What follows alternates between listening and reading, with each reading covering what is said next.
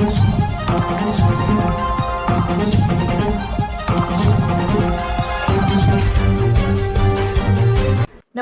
मैं एकता राजस्थान दर्पण न्यूज में आपका स्वागत है। कुशलगढ़ में समाज सुधार की ऐतिहासिक बैठक, कुरीतियों पर लगा अंकुश।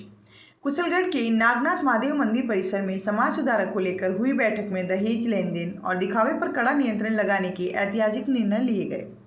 बैठक में तय हुआ कि विवाह में दहेज 51,000, 1.5 किलो चांदी और सीमित सोने के आभूषण ही दिए जाएंगे। डीजे, दारू, गुटखा, पेप्सी आदि पर पूर्ण प्रतिबंध रहेगा। भोजन में केवल दाल, चावल और लापसी रखी जाएगी।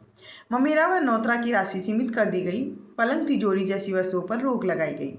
समाज की अनुशासनहीनता पर सख्त दंड का प्रावधान भी किया गया।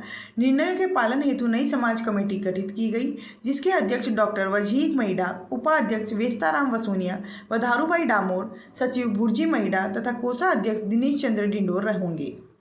बैठक में विधायक रमीला खड़िया, पूर्व संसदीय सचिव भीमाबाई डामोर सहित अनेक समाजजन व गणमान्य उपस्थित रहे। Bureau report, Arun Joshi, Banswara.